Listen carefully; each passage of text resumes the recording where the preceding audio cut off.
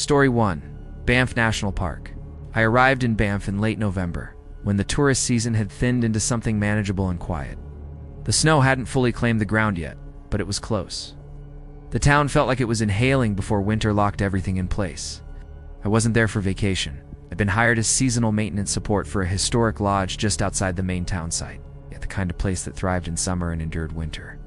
The lodge wasn't ancient, but it carried that early 1900s railway architecture, heavy timber beams, long corridors, thick stone foundation. It had been renovated many times, but some sections remained untouched. My responsibility was simple: maintain heating systems, check plumbing, secure unused wings, and respond to off-season issues. I was told only a skeleton crew would remain through winter. That suited me. There were 6 of us total: a manager, 2 housekeepers, cook, a night security guard, and me. We lived in a staff annex connected by an enclosed walkway. The main lodge was partially closed. Only the central wing and a handful of rooms remained operational for occasional winter guests. The west wing was sealed for the season. That's where it started. My first week passed without incident. The cold intensified daily. Snow settled. The silence deepened. Sound traveled differently in winter. Absorbed, muted, delayed. I spent most evenings in the mechanical room beneath the west wing, monitoring boilers and pipe insulation. The west wing's systems were technically dormant, but residual heating prevented freezing. That meant I had to check it twice a week. The first time I entered after closure, it felt sealed. Not physically, just atmospherically. The air inside was colder than it should have been. The hall lights had been turned off, leaving only emergency fixtures glowing every few meters. I walked the length of the corridor, checking radiators. Halfway down, I noticed one guest room door slightly ajar. That wasn't unusual. Housekeeping sometimes missed details during seasonal turnover. I closed it. When I reached the end of the hall, I checked my clipboard. All rooms marked cleared. I walked back. The same door was open again, not wide. Just enough to show darkness inside. I assumed air pressure. Old buildings breathe strangely. I shut it again. This time I pulled until the latch clicked. 2 days later, during my scheduled check, 3 doors were open. Different rooms. All along the west wing. I stopped in the hallway and listened. Nothing. No draft. No mechanical hum. Just the faint, distant throb of the boiler from below. I closed each door more firmly than necessary. I didn't report it. Doors in old lodges shift. Frames warp. Temperature changes create movement. That's what I told myself. But on my 3rd inspection that week, every single door in the west corridor was standing open. All 22 of them, perfectly aligned. I stood there for longer than I should have. There was no wind, no broken latches, no reason for synchronized movement. The hallway looked staged. Walked forward slowly, closing each door again. The sound echoed too sharply in the emptiness. When I reached the last one, I felt something that made me stop. A change in pressure. Like the building had exhaled. That night, I dreamed of the hallway. Not a nightmare. Just repetition. Walking, closing doors, turning around. They were open again. In the dream, I never saw anyone inside the rooms. They were just dark, waiting. The next morning, the manager asked if I'd been in the west wing late. I said no. She told me the security guard had reported lights flickering there after midnight. I checked the electrical logs. No surges, no irregular draw. The second event was subtler. While inspecting the annex walkway connecting staff housing to the main lodge, I heard knocking. Not from outside, from above. 3 knocks. Evenly spaced. There was nothing above the walkway except insulation and roofing. I stood still, counting seconds. No repeat. That evening, I returned to the west wing intentionally, unscheduled. All doors were closed. I felt relief I hadn't admitted needing. Halfway down the corridor, I heard it. A soft interior click behind me. I didn't turn immediately. When I did, the nearest door was open, only one. I walked to it slowly. Room 214. I remembered this room because it overlooked a stand of trees partially buried in snow. The interior was colder than the hallway. The curtains were drawn. I stepped inside. The bathroom light turned on. By itself, it wasn't flickering. It wasn't unstable, simply activated, steady and deliberate. I stepped backward out of the room and shut the door without touching the switch. I began documenting everything privately. Time, room number, temperature readings, electrical load. I did not tell the others. Not because I was afraid, because I wanted to rule out error. 3 days passed without incident. Then the knocking returned. This time inside the west corridor. 3 knocks. Pause. 3 knocks. Always from a different section. Never while I was directly in front of the source. I began noticing something else. The doors weren't just opening randomly. They were opening in sequence. First half of the corridor, then the second. Then the one closest to the stairwell, as if guiding movement, or tracking mine. One evening, I decided to test something. I entered the corridor and did not close any doors. I left them open, all of them. If this was pressure imbalance, they would remain as they were. When I returned 2 hours later, every door was closed, perfectly latched. The temperature in the hallway had dropped 4 degrees below expected range. No heating failure, no ventilation change, just colder. I felt it in my lungs. The first time I saw it, I almost convinced myself it was reflection. At the far end of the hallway, near the emergency exit, something shifted. Not a figure, not a shape, more like density in air, a distortion. Standing at the final door. Room 236. I didn't approach. I waited. The distortion didn't move toward me. It moved sideways, into the wall, not through it, into it, like entering depth that wasn't visible before. The next morning, I researched the lodge's renovation history.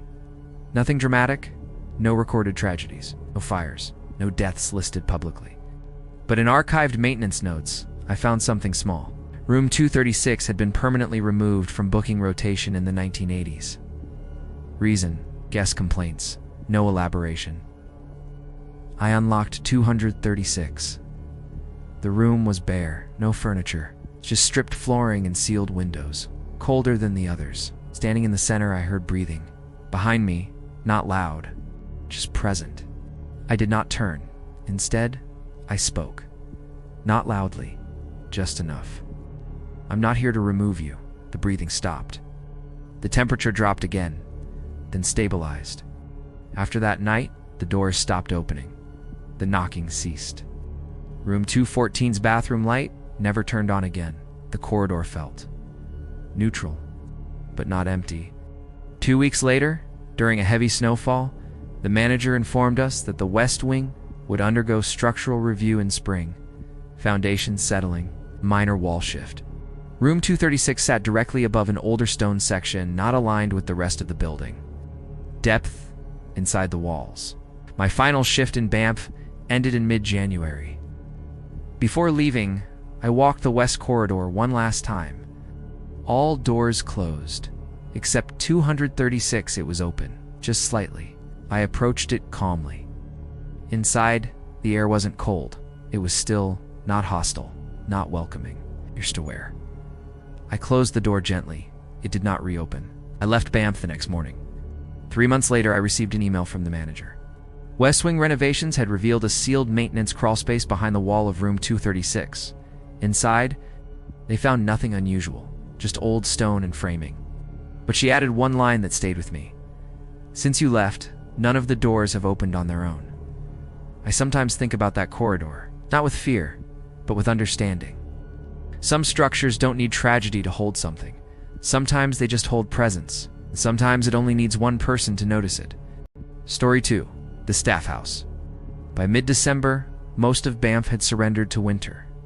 Snow stacked along rooftops.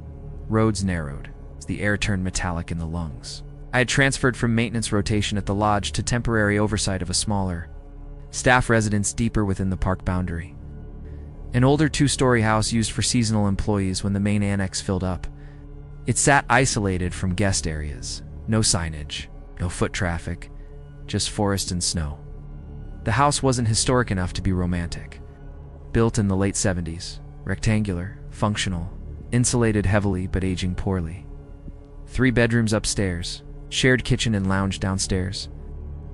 Utility room attached at the rear. Only 2 of us were staying there that winter. Me and a cook named Elias. Elias worked early mornings and went to sleep before 9 every night. Quiet, reserved, methodical. I worked staggered hours handling off-site heating checks and structural inspections. We barely overlapped. The house felt empty even when it wasn't. The first disturbance was minor. I left my boots beside the entry mat after a snow inspection. When I returned from showering, they were repositioned, aligned neatly side by side instead of the careless angle I'd left them in. I assumed Elias had straightened them. He denied touching them. He didn't sound defensive, just confused. 2 days later, the kitchen chairs had shifted. Not dramatically. It's just enough that their legs no longer lined with the scuff marks etched into the floor over years of use. Again, I asked Elias. Again, he said no. We both laughed it off. Old house, warped flooring, expansion shifts. The third event removed the comfort of coincidence. I was alone downstairs around midnight, reviewing boiler diagnostics. The cupboard above the sink opened, slowly. Not a swing, a controlled pull. It stopped halfway. I stood still, watching. Then it closed firmly. The hinges weren't loose. I checked. The latch wasn't defective. I tested it repeatedly. Nothing abnormal. Elias slept through it. I didn't mention it the next morning. Over the next week, objects began relocating. Keys left on the counter appeared on the dining table. A mug placed in the sink showed up rinsed and inverted on the rack. My notebook moved from the couch to the windowsill. Each time Elias denied involvement, and each time his denial felt genuine. The house itself began feeling reactive, not active. Reactive. If I slammed a drawer, another drawer would slide open slightly somewhere else. If I dropped something, I'd hear a cupboard shift in response. Like the house was correcting behavior. The first violent movement happened during a snowstorm. Wind howled along the siding. Temperatures dropped sharply. I was in the kitchen making tea when every cabinet door opened simultaneously. All of them, top and bottom. The sound was synchronized, sharp, coordinated. Elias ran downstairs from the noise. We both stood there staring. No drafts. Windows sealed. Nothing fell. Nothing broke. The doors simply remained open. We closed them together. Neither of us spoke much after. That night, Elias moved his belongings into one upstairs bedroom and locked the door. I heard him slide furniture against it. The next morning, every cabinet was closed, but the dining table had shifted 3 feet toward the window. Heavy oak. It required effort to move. There were no drag marks. I began documenting events like I had at the lodge. Time, weather conditions, electrical fluctuations, barometric pressure. There was no consistent external trigger, but there was a pattern. Events intensified when we were emotionally charged. After arguments, after frustration, after exhaustion, Elias confronted me one evening. He accused me of staging things. Not maliciously, desperately. I realized he was afraid. So was I. We decided to install a motion camera in the kitchen. The footage changed everything. At 2:13 a.m., while we both slept upstairs, the camera captured the refrigerator door opening. No visible force, no draft. It opened slowly, paused, then slammed shut hard enough to rattle glassware. No figure, no shadow, just motion. After reviewing the footage, Elias stopped sleeping upstairs. He began staying with a friend in town after shifts. I remained, not because I was braver, because I needed to understand it. The disturbances became targeted. My jacket thrown from its hook when I entered, a plate sliding off the counter inches from my hand. Light fixtures flickering only when I stood beneath them. It wasn't random anymore. It was responsive. One night, I stood in the kitchen and spoke aloud. Stop. The word barely left my mouth before a chair flipped backward. Not tipped, flipped, violently landing upside down. The air pressure changed instantly, heavier, charged. I felt anger rise in me, uninvited but intense. Not at Elias, not at the situation, just anger. The overhead light shattered, glass raining onto the table. I hadn't touched anything. That's when I understood. It wasn't haunting the house. It was amplifying us, or more specifically me. I started isolating my reactions. Testing emotional control, remaining calm, breathing slowly. The house quieted when I did, but the moment irritation surfaced, something responded. Drawers rattled, doors knocked. Once, a framed notice from the Park Service hurled itself from the wall and struck the opposite cabinet. I revisited old staff records. The house had seen multiple short-term occupants. 2 previous employees had requested relocation mid-season. Reason listed simply environmental stress. No further detail. 3 nights before Christmas, the event escalated beyond doubt. I was seated at the dining table, writing, completely calm. The chair across from me pulled out on its own. Slowly, then stopped. Facing me, I didn't move. The chair trembled slightly, then slammed back under the table. The refrigerator door burst open again. Cabinets shook. The house groaned. But nothing touched me. It was demonstration, not attack. I stood up deliberately. I'm not fighting you. Silence. The temperature dropped sharply, breath visible, and every loose object in the room slid toward the center of the floor. Salt shaker, notebook, dish towel, mail, converging, forming a rough circle. Inside the circle was empty space, perfectly clear, an absence. I felt something in that space, pressure, expectation. Then everything stopped. Objects fell flat. Temperature normalized. The next morning, I requested relocation. Not because I was injured.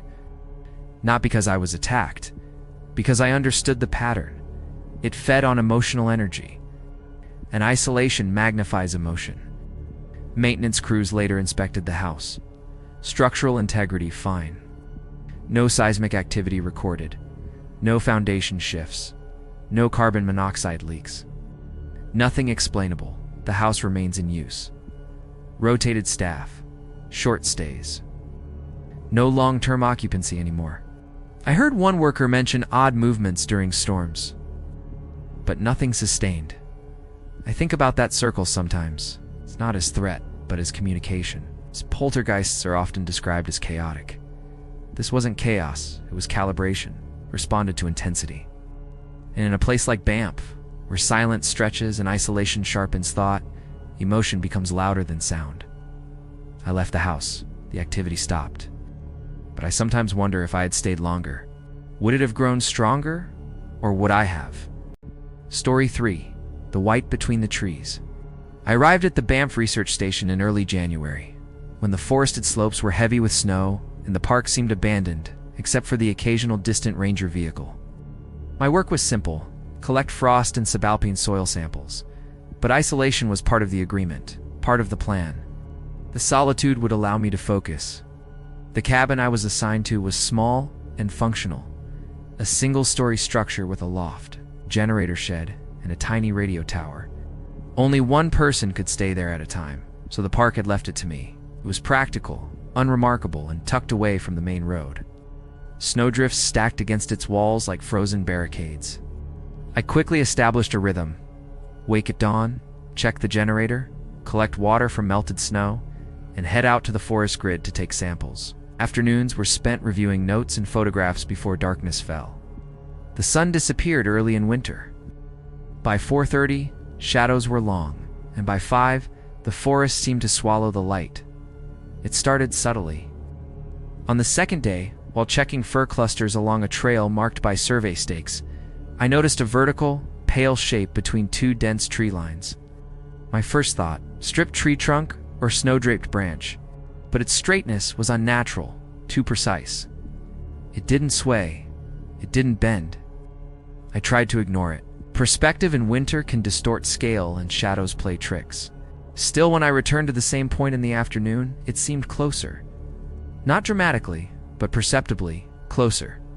My notes confirmed no new snow fell to create false outlines. I adjusted my grid to map its apparent movement. No obvious pattern, but it was present daily now. I never saw it leave or move across the snow. It simply appeared in different locations along the periphery of my survey area. By the 4th day, I began noticing indentations in the snow, oval and shallow, spaced at irregular intervals. They never led directly to the cabin. They appeared near the trees where the shape stood. When I examined them, I realized they weren't consistent with human or animal movement. The impression seemed almost weightless. At night, the generator hummed, but something else was present. I felt pressure in the air, subtle, almost like the temperature had changed in a way my instruments couldn't detect. I kept my flashlight on, scanning the tree line, but the shape never revealed details, just vertical whiteness, standing motionless, absorbing light. By day 7, I caught movement. Not of limbs, not of branches. The pale form shifted slightly, elongating horizontally, before returning to vertical. It was deliberate, not fluid, not organic. Calculated. The first true encounter happened mid-morning. Snow had compacted overnight, making my path crunchy. Saw the shape 20 meters away. I stopped. The temperature didn't drop. Yet standing there, I felt an unnatural compression in the air, like space itself was thicker. I raised the camera to photograph it. In the viewfinder, it appeared blurred at the edges, yet the center was sharp, impossibly white. I clicked multiple shots. When reviewing them later on the LCD, the images showed only distorted brightness, no figure, no outline. Just an anomaly against the dark forest. The next day, a sudden wind gust carried snow across the clearing. When it cleared, the shape had moved closer. No tracks, no marks on snow. I felt a pulse in the air, almost rhythmic, like breathing or an undulating pressure wave. I attempted rationalization, atmospheric distortion, reflected light, ice crystals. None could account for the exact replication of form, scale, and movement. I began leaving my sampling equipment in plain sight to test interaction. By evening, several markers had shifted slightly toward the shape's direction. That night, inside the cabin, I heard a soft vibration in the walls. Not mechanical, not structural. It pulsed faintly with my heartbeat. My sleep was light. Shadows seemed to stretch and bend beyond natural limits. I lay awake, observing the loft beam across the room, waiting for anything to move. On day 10, I saw it differently. The shape now hovered slightly above the snow in a subtle gap, not touching the ground. No lift, no footprints, no disturbance of snow. Had withdrawn from contact, yet maintained a presence. A hovering awareness. By day 12, I experienced direct interaction. Standing 10 meters away, I felt a push in my chest. Not violent, not threatening, just insistently present. I stumbled slightly, though nothing had physically touched me. The vibration matched the pressure I felt when I leaned into a gust of cold. I documented everything meticulously. Time, temperature, barometric pressure, wind speed. The anomaly's appearances coincided loosely with environmental stability, calm snow days, minimal wind, low activity. When gusts were present, it remained dormant, seemed to respond to stillness. One morning, the shape was closer than ever. 5 meters from the cabin, elongated beyond previous measurements, still immobile. My first instinct was to retreat indoors, but something compelled me to stand my ground. The air changed. Pressure increased subtly, my breath condensed rapidly. I could feel weight pressing from all directions, as if the shape had expanded into space I hadn't measured. No visible distortion of snow or air, just presence. I spoke aloud, not in challenge, not in fear, just acknowledgement. I see you. The pressure shifted immediately, not away, not softened, adjusted. The shape rippled inward slightly, then resumed vertical stance. I realized the entity was not stationary. It observed from the periphery, measuring distance, pressure, and perhaps intent. No footsteps, no claws, no noise. Pure presence. Nightly vibrations intensified with my emotional fluctuations. Frustration, anxiety, fatigue, they amplified its awareness. I began to regulate emotion deliberately, breathing slowly, focusing on neutral thoughts. The cabin's air remained stable only under calm conditions. Day 15 brought a breakthrough. While photographing a tree line, the entity appeared directly in my frame, 5 meters away. The viewfinder distorted the surrounding snow. No shadows, no edges. Pure form. I felt vertigo, but no fear. Curiosity overtook instinct. I inched closer. 5 steps. Each step seemed measured against my body weight by something unseen. Air pressure compressed intermittently. I realized it was gauging my intent, each movement calculated. Then, for a fraction of a second, I saw depth inside the form. Layers, endless folds. Not light, not dark. Spatial inconsistency. Impossible geometry contained within the white. I stumbled back instinctively, not from fear, but from comprehension. That night, I didn't sleep.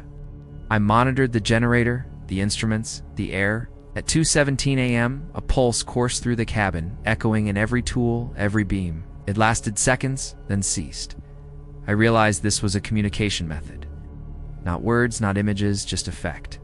Extraction was scheduled for day 20. I prepared equipment. The entity remained at distance, but closer than ever, observing. I acknowledged it silently.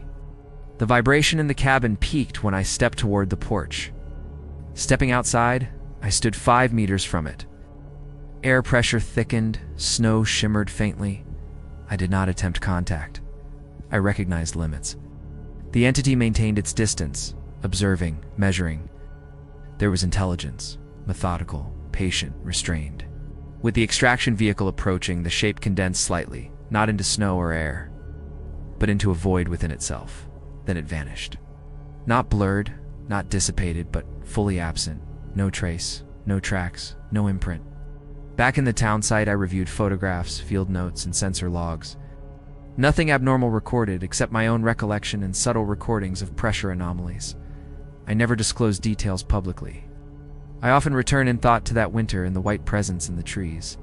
It was not hostile, not friendly. It simply existed beyond the rules I know. Banff had revealed a secret. I left it. Story 4. The ice that remembers. I took the winter assignment because no one else wanted it. Banff National Park in January is a different world entirely. White, silent, sealed off by cold so complete it feels structural. The research outpost I was assigned to monitor sat near the edge of a frozen lake, several kilometers from the nearest maintained road. In summer, hikers passed within sight of the cabin. In winter, the world withdrew. My job was simple. Maintain the monitoring equipment, log weather fluctuations, and ensure the power systems remained functional. I was alone. The cabin wasn't old in a historic sense. It's built in the late 1980s, reinforced steel frame beneath heavy timber siding. Solar panels line the southern roof. A backup generator sat inside a locked shed. It was not a romantic structure. It was practical, rectangular, efficient. It should not have felt inhabited by anything but insulation and stored heat. The first anomaly occurred on my second night. I was reviewing data at the main table when I heard a soft, contained sound behind me. Not a knock, not a scrape, a shift. Like weight redistributing on old flooring. I turned. Nothing. The heater hummed steadily. Windows sealed. No wind. I dismissed it as thermal contraction. The following morning, I found a line drawn across the frost on the inside of the eastern window. Not random, not cracked glass. A single vertical line traced clean through condensation, as though someone had run a finger from top to bottom. Hadn't touched that window. I documented it. Temperature, minus 26 degrees Celsius. Interior humidity, low, no known cause. I wiped the glass clean. That night, the line returned. Same place, same length. On the fourth day, I noticed something stranger. When I stood near the eastern wall, between the window and the storage shelves, the air felt subtly denser, not colder, not warmer, denser, as if the space had weight. If I stepped away, it dissipated. Step back, pressure again, like walking into water that only existed in one invisible column. Sleep became irregular, not because of noise, because of awareness. I would wake abruptly, not startled, not frightened, simply alert, fully conscious, as though something had quietly adjusted the room. It's not moved, adjusted. On the sixth night, I left a metal thermos at the center of the kitchen counter. When I woke, it was positioned precisely at the counter's edge, balanced, not fallen, not knocked, just relocated. The movement required intention. I tested it, marked the counter with pencil lines, placed objects deliberately. Each morning, minor alterations. 3 inches left, 5 inches forward, rotated exactly 90 degrees. Nothing ever shattered, nothing thrown, only repositioned. The frost line on the window changed. It multiplied. Now there were two, perfectly parallel, clean through condensation. Even spacing. I did not wipe them away this time. On the 8th evening, while seated at the table, I felt that density again, stronger now, directly behind my chair. The sensation pressed lightly against my upper back. No contact, no temperature shift, just proximity. I did not turn immediately. I waited. The pressure remained for exactly 10 seconds, then vanished. The generator shed alarm triggered the next morning. Door reported open. I had not left the cabin. Snow outside was undisturbed. When I checked the shed, the door was indeed ajar. Inside, nothing was damaged. But the generator's manual had been removed from its hook and placed flat on the floor. Open to page 12. Maintenance section. I began speaking aloud, not out of fear, out of procedure. If this is environmental interference, respond with repetition. Silence. Later that night, 3 firm knocks sounded from the eastern wall. Even spacing, measured, deliberate. The knocks did not repeat, but the density expanded. It no longer occupied only the eastern wall. It moved slowly across the room, as though pacing. Without sound, without footfall, only pressure. I stopped sleeping in the bedroom. I moved to the main room, on the couch. Closer to equipment, closer to light. The frost lines grew into 4, then 5, evenly spaced. It's all vertical, all parallel, like tally marks. On the 12th night, the first visual distortion appeared. Near the ceiling beam above the eastern window, the air bent, not dramatically, just enough to refract the overhead light. A vertical shimmer contained the same shape as the frost lines. I stood beneath it. The density pressed hard against my sternum, not painful, not suffocating, but assertive, present. I extended my hand into the distortion. The air felt thick, resistant, as though submerged in gelatinous cold. Then the lights flickered once, only once.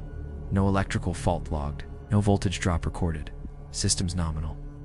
The distortion vanished, but the frost lines increased to 6. On day 14, the repositioning escalated. The table itself had shifted. Not far. 2 inches from its original markings. But the table was heavy oak. I could not move it silently, yet it had moved, without scrape marks. I reviewed exterior cameras. No wildlife, no human presence. But at 3:12 each night, interior camera feeds experienced brief static. Exactly 7 seconds. No image, just distortion. I remained awake at 3:10, lights on, recording manually.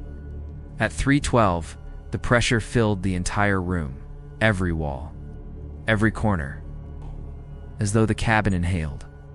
The static flickered across the monitors. In front of the eastern window, a figure, not detailed, not human in features, but vertical, elongated, defined only by the way it displaced light. Its edges were precise, its center slightly darker than the surrounding air. It did not move. It simply occupied. I could not feel fear, only recognition. The frost line 7 now aligned perfectly with the figure's width. Measured, intentional. The knocks returned. 3, then silence. The generator shut off. Total darkness. No wind, no sound. Only the density. Overwhelming now. And within that density, a sensation of memory. Not mine, not personal, but environmental. Like the lake outside was recalling something. The lights returned abruptly. The figure was gone. The frost lines remained. 7. Unbroken. I contacted headquarters the next morning and reported electrical anomalies. They arranged early extraction due to unstable environmental conditions. I did not mention the figure. I did not mention the density. The final night I did not sleep. At 3:12, nothing happened. No static, no pressure, no distortion. The frost lines faded slowly as interior humidity shifted. By morning, only faint streaks remained. When the snowmobile team arrived, they commented on how quiet the area felt. Still, one of them said, like it's holding something. I said nothing. Weeks later, reviewing archive data remotely, I noticed something I had missed. The seismic sensors near the lake had recorded subtle vertical oscillations each night, At 3:12, minimal, almost imperceptible, as though something immense beneath the ice shifted upward, then settled. I sometimes think about the frost lines. 7 precise vertical markings, appearing nightly, aligned with a shape that bent light but cast no shadow. I don't believe the cabin was haunted. I believe the lake was. And the cabin was simply built above something that rises briefly in winter to remember its shape. Story 5. The cabin that would not stay still. By the time I returned to Banff National Park for my 5th winter assignment, I believed I understood isolation. I was wrong. This time, I wasn't stationed at a lakeside outpost. I was assigned to inventory and structural assessment of an older backcountry ranger cabin located along a restricted maintenance corridor, unused during winter, accessible only by tracked vehicle. The cabin sat in a shallow valley ringed by dense pine. Snow accumulated thick along the roofline, pressing heavily against the structure like an external weight. It looked stable. It wasn't. The interior was compact. One main room, a side storage area, and a loft above the entry. Cast iron stove sat at the center. Metal shelving lined the west wall. Tools were mounted in careful order. Everything had been cataloged the previous autumn. My task was to verify that nothing had degraded. That was the word used, degraded. The first day passed without incident. I inventoried supplies, logged humidity readings, checked for water damage. The silence inside the cabin was deep, almost cushioned by the surrounding forest. At night, the stove ticked softly as it cooled. I slept. The second night, something shifted, not loudly, not violently. The metal shelving along the west wall vibrated faintly as though struck from behind. I stood immediately. The vibration lasted 5 seconds, then stopped. I inspected the wall. Solid timber, no exterior disturbance, no falling snow from the roof, nothing. I told myself it was structural settling. Temperature differentials could cause micro-expansions in fasteners. Still, I marked the shelf's original position with pencil lines on the floorboards. In the morning, the shelving had moved, not dramatically. 2 inches forward. No scrape marks, no gouges. It had simply shifted. The pencil outline remained behind it like a shadow. I repositioned the shelf exactly back to its original markings. The following night, it shifted again. This time, 3 inches. Forward, toward the center of the room. The next evening, the tools mounted on the wall began rattling, not all at once. One at a time. A wrench vibrated first, then silence. A hammer quivered against its hook, then silence. The sequence continued for nearly a minute. Deliberate, isolated, controlled. There was no wind outside, no storm, no seismic activity recorded on the handheld monitor. I placed my palm against the wall during the next vibration. The wall was still. The movement originated within the cabin. On the 6th day, the stovepipe rang sharply, metal striking metal. I turned. The stove door had opened. Not fallen open, turned open. The latch rotated as though manipulated. That night, I heard something I hadn't experienced before. A sliding sound crossed the ceiling, slow, measured, like furniture being dragged above me. But there was no second floor. Only the loft, and I was looking directly at it. Nothing moved. The sound continued anyway. I climbed into the loft to inspect it. Everything remained undisturbed. Blankets folded, crates aligned. Yet as I stood there, the main table below shifted, scraped loudly across the floor, 2 feet toward the eastern wall. The movement was violent now, not subtle repositioning, not gentle vibration, forceful, intentional. I climbed down. The table legs had carved deep grooves into the wood. Whatever moved, it did not care about preservation. That night, I did not extinguish the lantern. I wanted visibility. At 2:17, the lantern swung, not flickered, swung back and forth. Perfect arc. No draft. No door open. The windows were sealed tight with frost. The shelving collapsed next without warning. The bolts sheared clean. Metal struck the floor with explosive force. Tools scattered across the room, but none struck me, not one. They landed around me. In a circle. I stood at the center of scattered steel, breathing slow, heart steady, because the pattern was undeniable now. It was not random chaos. It was contained, directed. I spoke. Stop. The cabin responded immediately. Silence. Absolute. The kind that hums in your ears. Then the loft ladder lifted, not tipped. Lifted, rose vertically 2 inches from the floor, and slammed down. Once, hard enough to crack the bottom rung. The next morning, I discovered the generator housing outside had been opened.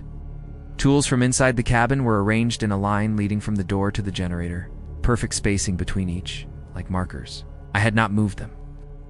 When I returned inside, the table was upright again, centered, exactly where it had originally stood. The deep gouges remained on the floor, but the table aligned perfectly with its previous pencil markings, restored, as if mocking my documentation. That evening, the poltergeist escalated beyond manipulation. The stovepipe twisted, its metal bending with a shriek, not collapsing, just contorting slightly off axis, enough to prove it could. The lantern shattered without falling. Glass globe imploded inward, fragments dropping straight down as if gravity intensified for only that object. The flame extinguished instantly. Darkness swallowed the room. In the dark, objects began striking walls, not thrown at me, thrown around me. Wood splintered. Metal clanged. The entire cabin vibrated violently.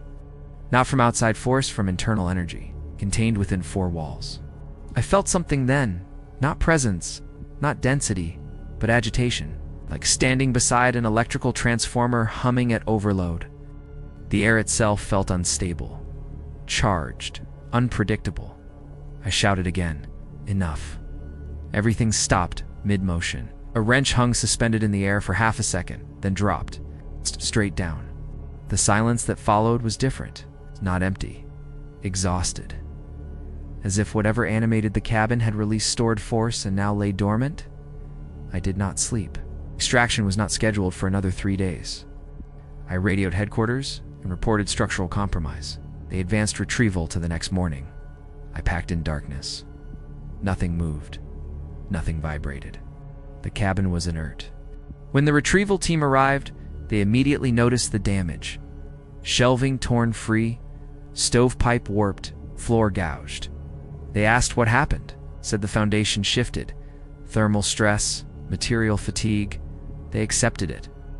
Weeks later, reviewing archived interior temperature logs, I discovered a pattern. Each major disturbance correlated with rapid pressure fluctuations inside the cabin. Localized spikes lasting seconds, as though compressed air had detonated in contained bursts. No external weather pattern explained it. The spikes originated from within. That cabin still stands in Banff National Park. Repairs were made, shelving replaced, stove realigned. Inventory restored, but no one volunteers for winter assessment anymore. Because structures don't move like that. Furniture doesn't lift. Metal doesn't bend itself into warning shapes. Something inside that cabin did not want degradation logged. It wanted recognition. And when ignored, it rearranged the world around it.